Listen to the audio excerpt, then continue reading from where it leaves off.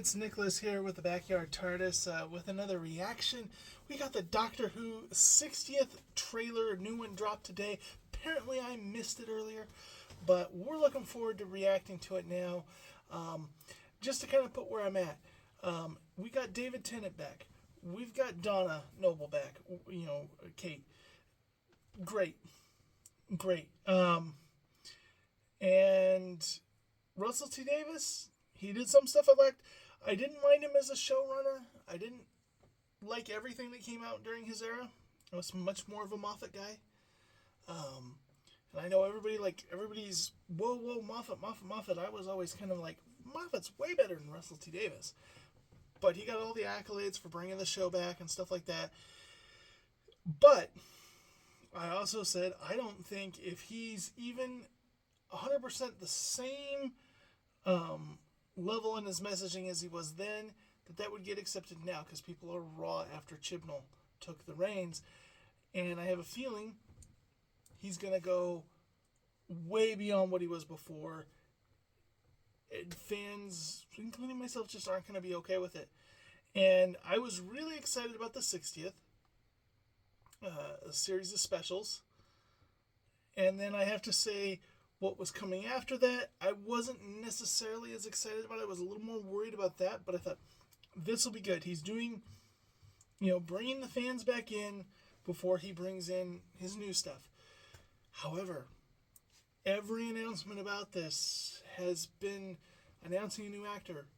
And it's like at the front of the article, the front of the newsline. And this isn't just like the news' newsline. This is the front of the statement that BBC or Russell T Davies puts out.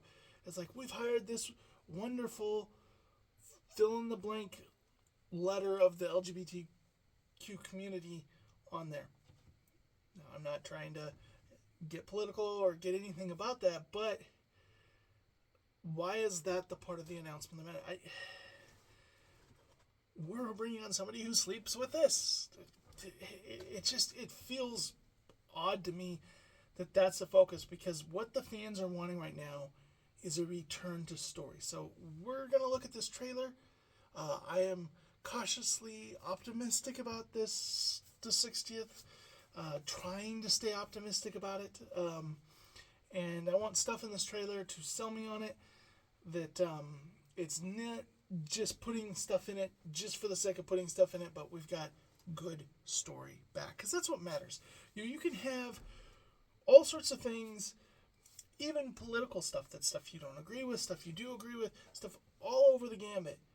If you tell a good story, all that other stuff fades into the background. But is the story good? And is the story in the end something that you feel moral? And the Doctor as the good guy, the hero, So let's go ahead and get into this. Lieutenant Donna? Sometimes I think there's something missing. Like I had something lovely, and it's gone. I lie in bed thinking. Following that up, it's weird how they ended her character. They didn't brutally murder her or her family or loved ones, but they did, take everything that was Doctor Who away from her. I had to wipe her memory to save her life. If she remembers me, she will die. So what happens next? The spaceship crashes right in front of her. It's like she's drawing us in. What the hell? We've got a bloody. Now that's from the comics. Here we go again. I don't believe in destiny, but if destiny exists, then it is heading for Donna Noble. And I've got a memory. After a very long time, something's coming back. Who are they? Celestial Toymaker.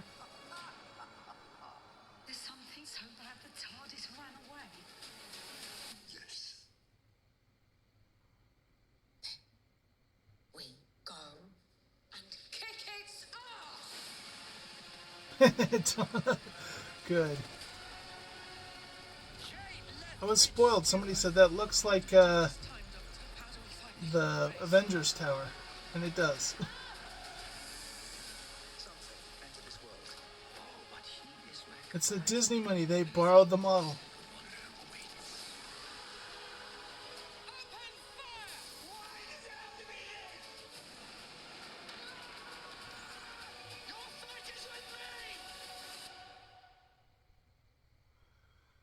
You gonna kill Donna? I don't know if I can save your life this time.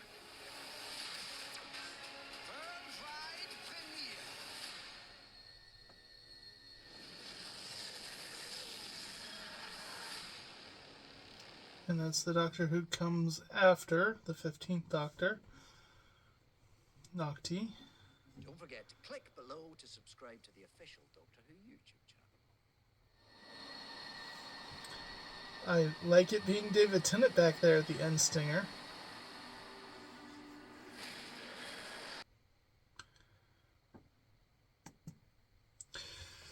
Okay, so once again, everything there was focused on David Tennant as the 14th Doctor, Donna Noble with the Celestial Toymaker. I'm very happy for that decision to bring that character back. They can have a lot of fun with that. The bringing in the thing from the comic. I watched this trailer, and I'm hyped. Everything in that trailer looked great for me. And everyone's like, oh, they're going to kill off Donna. Maybe they will. Maybe they won't. But that actually adds a bit of drama. Kate Stewart being back. I like her character.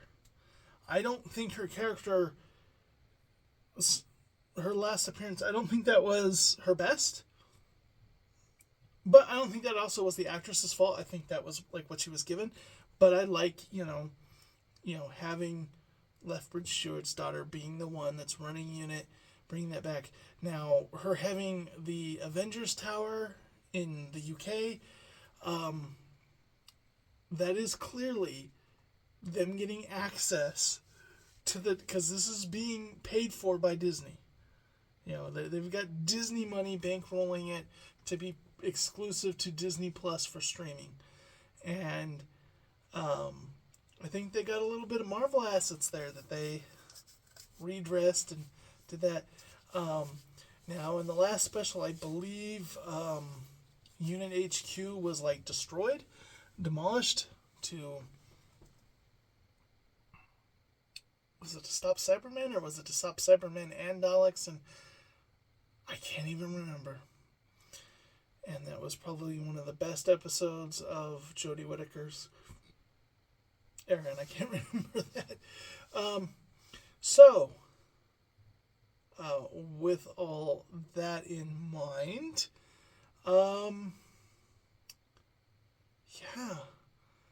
this gives me hope. If Russell T Davies would stop doing press conferences and they would stop making casting announcements the way they are, I would have no fear of this at all. Everything they're showing me in trailer looks perfect, looks excellent. And I'm once again on board for this. I was just talking to a friend yesterday, and I was telling him, I really don't know if I want to see this. So, now I'm back on board for it. So what did you guys think of it? Are you excited to see David Tennant back? To see Donna back? To see the Celestial Toymaker return? That's a callback to the first Doctor, a first Doctor villain that I know there's an episode of the second Doctor that has kind of an unnamed character that might be a Time Lord, might not be a Time Lord, because the Celestial Toymaker was also one of those. Is he a Time Lord or is he not a Time Lord? But it was, I'm trying to think of the person's, and I know one of the theories is, he's an incarnation of the Master, he's an incarnation of this or that, and one of the things is he's the Celestial Toymaker. But, because he has walking Nutcracker toys and stuff like that, and this other dimension where the TARDIS gets trapped that is ruled by this gentleman's mind. And so that's one of the... I love how much they're building this enemy up of the First Doctor. Because it wasn't necessarily like a really great episode of Doctor Who.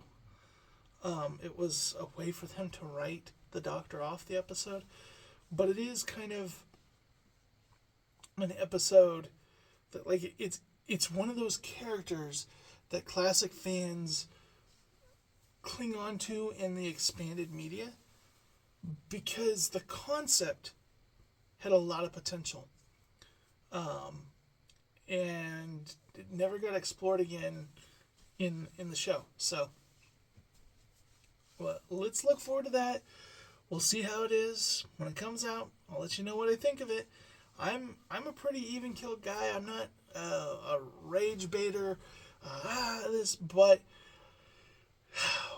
when they make it on so thick and so strong, you start to get nervous. So, with that, I will catch you all in the next video.